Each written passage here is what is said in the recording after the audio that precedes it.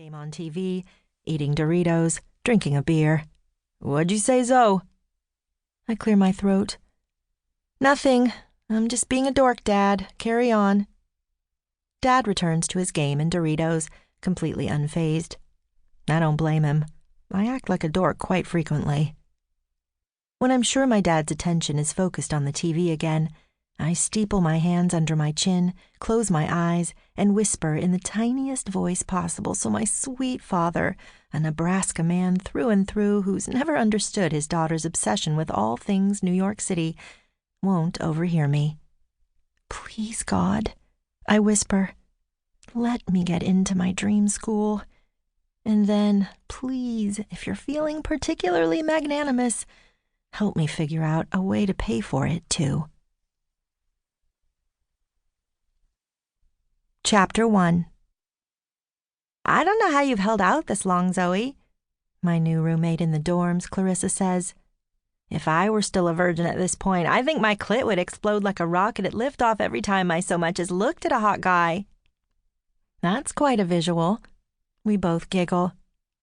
It's a warm September evening, 2 days before the start of classes at UCLA, and I'm sitting in my new dorm at Hendrick Hall with my randomly assigned roommate, telling her things I've never told anyone, not even my best friends back home.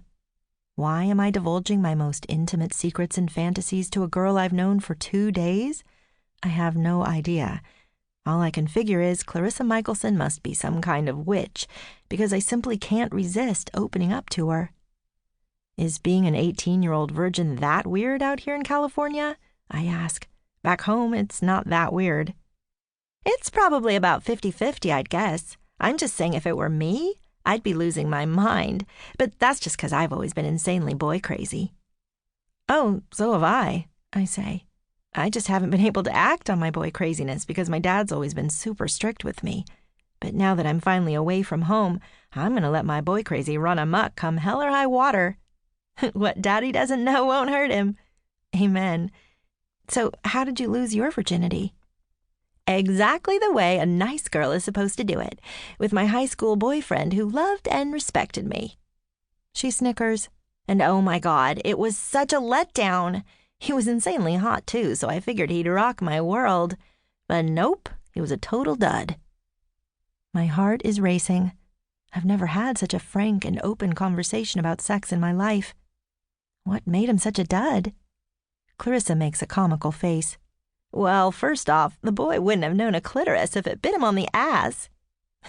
Yet another interesting visual. We both giggle again. And second off, she holds up her pinky suggestively, making me laugh for the 100th time. I mean, from my own experience and what my friends have told me, the first time pretty much sucks for most girls. It's just too big a freak out to have a dick inside you for the first time. And so I guess I can't blame my boyfriend too much for that first time not being spectacular. But it never got much better, even after 2 months. And you want to know the most aggravating part? My boyfriend kept going on and on about how amazing sex was with me. She rolls her eyes. So glad he enjoyed it. Would have been nice if he'd noticed I was lying there counting the ceiling tiles. So anyway, I eventually lost interest in him and we broke up. Her face lights up. And that's when I finally discovered what it feels like to have fantastic sex. She smiles devilishly. I went to this party and wound up hooking up with this basketball player douchebag from my high school, a total womanizer. But every girl he'd slept with, and there were lots, said, yeah, he's a douchebag, but I'd do him again in a heartbeat. So I figured I'd give him a whirl and see if my lack of O's with my boyfriend was a him thing or a me thing. I lean forward on my small bed, holding my breath with anticipation. And holy shit, girl! It was a him thing! I had 3 orgasms with the douchebag our first time out, and I hadn't had one in 2 months with my boyfriend. Not one! She sighs happily. Man, that douchebag was good. I feel flushed. Is sex that different depending on the guy? Oh, honey, it's the difference between an opera singer belting out Mozart and a tone-deaf dude singing Happy Birthday to his sister. We both shriek with laughter. That's the day I discovered all dicks and tongues and fingers are not created equal, my friend. Not at all.